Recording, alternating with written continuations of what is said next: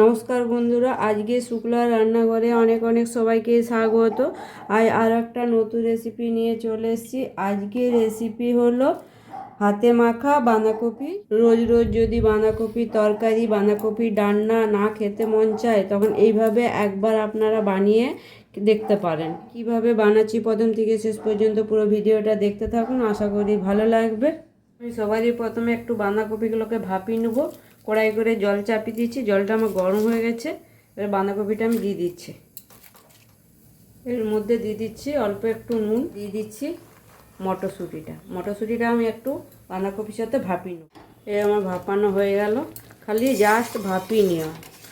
এটা সিদ্ধ করলে রান্না করার সময় একদম ঘাটা হয়ে যাবে। এবার বাঁধাকপিটাকে আমি এইভাবে ছেঁকে নিচ্ছি, জলটাকে ঝরিয়ে নেব।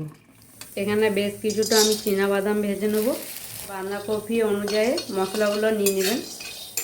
এই যে আমার বাদামগুলো ভাজা হয়ে গেছে, এই বাদামের খোসাটা ছেড়ে যাচ্ছে।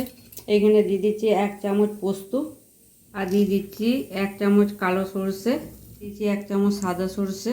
এবার দিয়ে দিচ্ছি ভেজে রাখা বাদামটা, খোসাটাকে আমি ছাড়িয়ে নিলাম।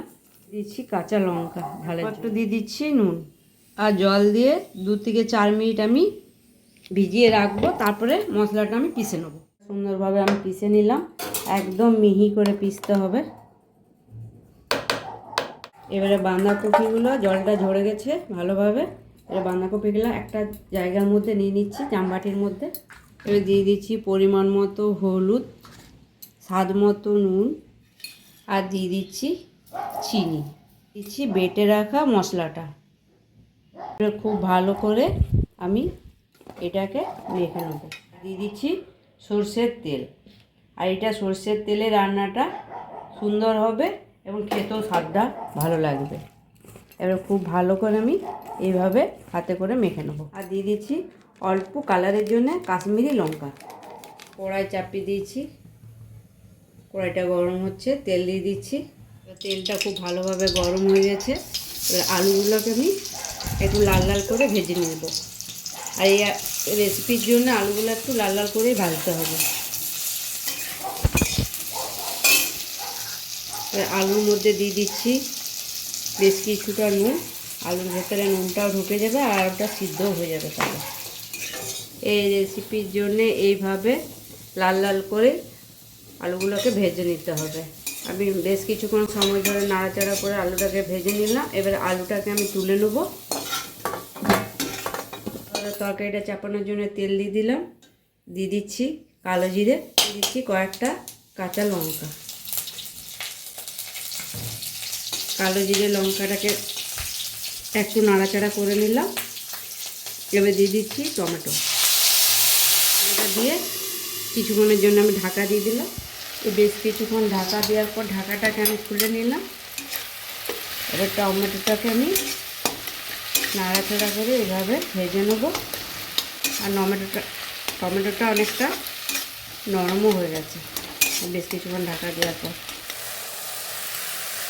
এবার দিয়ে দিচ্ছি হাতে মাখা বাঁধাকপিটা। এবার বাঁধাকপিটা নাড়াচাড়া করে নেবো। আর গ্যাসটাকে আমি লো টু মিডিয়ামে করে রাখবো। আমি বেশ কিছুক্ষণ ঢাকা দিয়ে দেবো, 2 থেকে 4 মিনিটের মতো। এবার বাঁধাকপির ঢাকাটা খুলে আমি একটু নাড়াচাড়া করে নিচ্ছি। আর বাঁধাকপিটা বেশ কিছুটা মজেও গেছে। এবার দিয়ে দিচ্ছি ভেজে রাখা আলুটা। আর এবার দিয়ে দিচ্ছি যে বাঁধাকপি মেখে রেখেছিলাম সেই মশলাটা। আমি এক্সট্রা করে আর জল দিইনি, যে মশলা ধোয়া বাটিগুলো দিয়ে জলটা দিয়ে দিলাম, বাটি ধোয়া জলটা। এবারে এইটাকে আমি ঢাকা দিয়ে দেবো।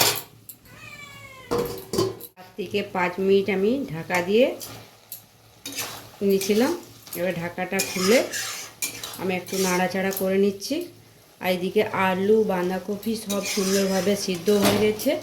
তবে এই তরকারিতে জল দেবার কোনো দরকার নেই, যেহেতু ভাপানো আছে। জল দিলে আরও বেশি সিদ্ধ হয়ে যাবে। আর আমি একটু এই যে জলটা আছে এটা নাড়াচাড়া করে আমি জলটাকে শুকিয়ে নেব। ওই তরকারির জলটা আমার শুকিয়ে গেছে। এবার দিয়ে দিচ্ছি বেশ কিছুটা ধনে পাতা, দিয়ে দিচ্ছি উপর থেকে একটু সরষের তেল। তারপর সবকে আমি খুব ভালোভাবে মিশিয়ে নেবো।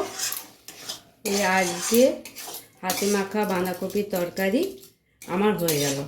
আজকের রেসিপিটা আপনাদের কেমন লাগলো অবশ্যই জানাবেন। যদি ভালো লাগে লাইক শেয়ার সাবস্ক্রাইব করবেন আর পাশে থেকে সাপোর্ট করবেন। ধন্যবাদ।